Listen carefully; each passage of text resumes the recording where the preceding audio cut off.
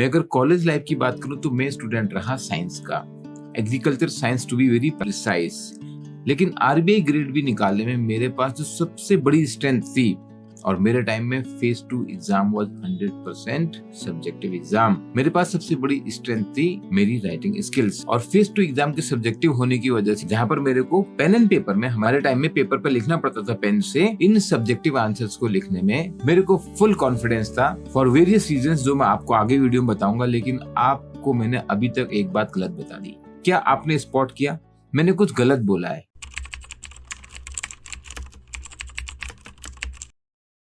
Hi everyone, welcome to iExamBee. My name is Chandra Prakash Joshi and we at iExamBee make your job preparation 50% faster.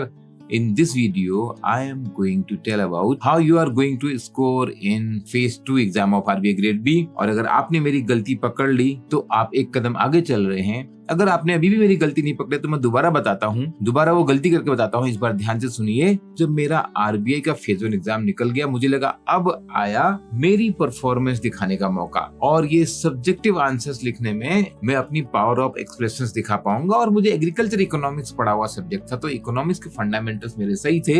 Agriculture student होने के नाते देश की economy और specially rural economy को हम अच्छे से समझते थे। एग्जाम लिखने से पहले आई वॉज कॉन्फिडेंट कि अब मेरा टाइम आया है, और एग्जाम लिखने के बाद तो I was waiting for the interview call. हाँ, लेकिन ये मुझे भी उम्मीद नहीं थी कि मेरी रैंक इतनी अच्छी आएगी। बट अभी मैंने गलत बात क्या बोली? अगर आपने अभी तक नहीं पकड़ी है तो आप अपनी प्रिपरेशन में बहुत पीछे चल रहे हैं दोस्त।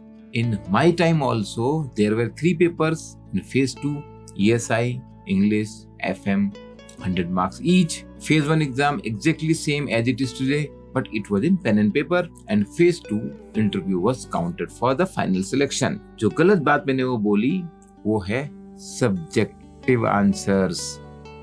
This is not subjective answer. This is descriptive. If you understand the difference between subjective and descriptive, you are at least one step ahead in your preparation. If you don't know that, you have to seriously think, where do I stand today? Even if you have immense amount of knowledge, I am telling you, please mind my words. You may be a postgraduate in economics, finance, understanding banking very well because you already work with a bank. But unless you are able to express that well in a descriptive way, it is not subjective. Please make it very, very clear. I will explain you further how you have to differentiate that. RBI grade B is not going to be your cup of tea. And let me make very clear to you, गलती आपकी भी नहीं है। आज का जो education system है, अगर आप बोर्ड लेवल से देख लीजिए, there is more emphasis on understanding the fact. Writing skills की कोई बात ही नहीं करता है। इनफैक्ट आज की डेट में स्पेलिंग मिस्टेक्स पे मार्क्स कटने बंद हो गए हैं बोर्ड एग्जाम्स में। I am not going to create a debate here on the education system. हमारा पर्पस तो केवल एक है कि आपका एग्जाम कैसे निकले, how you are going to get success. कोई बात नहीं, अगर आपने वो स्किल अपनी इंजीनियरिंग डिग्री में नहीं सीखी, अपने बोर्ड में नहीं सीखी, तो अभी भी देर नहीं है। You have to start it today unless you know the art of writing. And when we say art of writing, it does not mean it is very subjective, because that is what I am trying to explain in this video. There are some fundamentals. उसके कुछ principles हैं, but पहले आपको समझना पड़ेगा कि हाँ, ये टेक्निक है, ये सीखी जा सकती है with a right guidance, with a proper training, and with regular practice. Your answers become much more powerful. It's not just a matter of knowledge. मैं अगर अपनी बात करूं, मैंने कई क्लासेस और कई वीडियो में बहुत क्लियरली बोला है कि मुझे 4 टाइप के डेरिवेटिव का नाम भी नहीं पता था जब मैं आरबीआई में चला गया था, और वहां पर ट्रेनिंग कॉलेज में मुझे मालूम पड़ा था कि डेरिवेटिव ये 4 टाइप के होते हैं। बट क्या ही फर्क पड़ता है, उसके बगैर भी मैंने एग्जाम निकाल लिया। आपके लिए आज थोड़ा डिफिकल्ट है because you have now objective also in the phase 2। मेरे टाइम में कोई ऑब्जेक्टिव नहीं था, everything was descriptive. Now let me explain you how this descriptive is different from subjective. First point is, subjective means a type of questions that require candidate to provide answers based on the personal judgment. यहाँ पे आपके opinion, आपके अपने interpretation, right or wrong, it depends on how you justify. When we talk about descriptive questions, requires candidate to provide detailed, factual, and sometimes extensive information about the topic, and the focus is on accuracy, on the depth of knowledge rather than your personal opinion and interpretation. अगर एक example देके बात करें, do you believe in democracy? Is this the best form of the government? Will democracy sustain in a country like India where there are so diverse population, different languages, different cultures, different religion and caste? And compare that with a descriptive question which will be put forward like, describe the benefits and challenges of the democratic government. In a diverse country country like India, how democratic institutions can help in nation building. मैंने example इसलिए लिया कि आज की date में democracy पे बहुत सारा भाषण लोग दे सकते हैं, इलेक्शंस का माहौल चल रहा है, but those kind of commentary on elections and democracy is not making answer descriptive. When you are going for an exam like RBI Grade B officer, the board is trying to assessment what is your depth of understanding, how you balance your answer well with the facts, with the current developments, and setting up your own perspective into that, building some creativity that qualifies you to become a good officer in RBI. अगर आप evaluation criteria की बात करोगे तो जो descriptive answer होता है उसका इवैल्यूएशन किया जाता है कंप्लीटनेस से, factual correctness, relevance and clarity, specific detail क्या है, टर्मिनोलॉजी क्या आपने यूज की है, rather than insights, original the thoughts and personal experience in case of the subjective art. तो जब सब्जेक्टिव कंटेंट की बात होगी तो वो पर्सनल होगा, ओपिनियन होंगे, हाइपोथेटिकल सिनेरियो होंगे, बहुत क्रिएटिव सिनेरियो, बहुत इंडिविजुअलिस्टिक आंसर क्रिएट किए जा सकते हैं. डिस्क्रिप्टिव आंसर्स में भी you have to maintain your individuality. I am not saying we will provide you some model answers and you copy them and paste in the exam hall.